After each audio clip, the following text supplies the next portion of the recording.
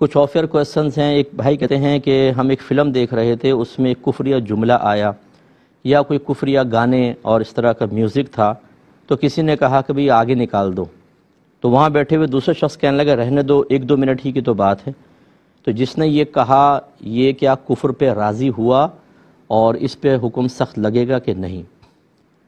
دیکھیں، پہلی بات تو یہ کہ ایسی فلم، ایسا ڈرامہ، ایسی چیزیں دیکھنا کہ جب آپ کو پتہ ہے کہ اس میں اچانک کفریات آئیں گی اور بعضوں کو شعور حاصل ہوتا ہے، وہ تو چلیں شاید اس کو آگے نکال دیں، توبہ کر لیں، لیکن جن کو شعور ہی حاصل نہیں ہے اور وہ اس کو ہو سکتا ہے کہ صحیح سمجھ کر یا غلط نہ سمجھتے ہوئے خوشی کے ساتھ دیکھ لیں، سن لیں، تو ان پر تو حکم کفر مرتب ہو جائے گا. اور اسی طرح اولاد ہماری ہوتی ہے، بعض اوقات اس کو یہ اونچ نیچ نہیں پتہ ہوتی. تربیت ہماری جو ہے گھروں میں، اور جو ہم قرآن و حدیث کا علم دے رہے ہیں وہ ہم اچھی طرح جانتے ہیں. تو ایسا بڑا رسک لینے کی کیا ضرورت ہے؟ تھوڑی دیر کی انٹرٹینمنٹ اگر ہمارے ایمان کو ہی ضائع کر دے تو پھر دوزخ میں اس کا انجام بڑا برا ہے. اس لیے ہمیں توبہ کرنی چاہیے.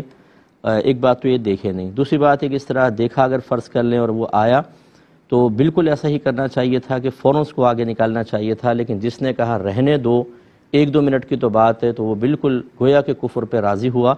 تو اس لیے اس کو احتیاطاً تجدید ایمان اور تجدید نکاح کرنا چاہیے. میں احتیاطاً کا اس لیے حکم دے رہا ہوں کہ آپ نے مجھے نہیں بتایا کہ وہ کفر کس قسم کا تھا. اگر تو وہ کفر ایسا ہوتا کہ بالکل انسان کو دائرہ اسلام سے باہر نکال دیتا، مرتد کر دیتا، تو پھر تو احتیاطاً کا لفظ نہ ہوتا، پھر تو فرض ہوتا. لیکن چونکہ مجھے بھی نوعیت نہیں پتہ، تو اور عمومی طور پہ جو فلم ڈراموں وغیرہ کے اندر کفریات نظر آتے ہیں وہ ارتداد والے نہیں ہوتے، اس سے کم درجے کے ہوتے ہیں. تو احتیاطاً جتنے بھی بیٹھے تھے آپ سمیت، جس نے سائل نے سوال کیا ہے، سب کو چاہیے کہ احتیاطاً تجدید ایمان اور تجدید نکاح کریں. اور نیکسٹ ٹائم کے لیے بس یہ ذہن میں رکھیں کہ اس طرح کسی کفر کو جاری رکھنے کا کہنا یہ یقیناً رضا بالکفر ہی بنتا ہے اور اس میں بہت گناہ ہے.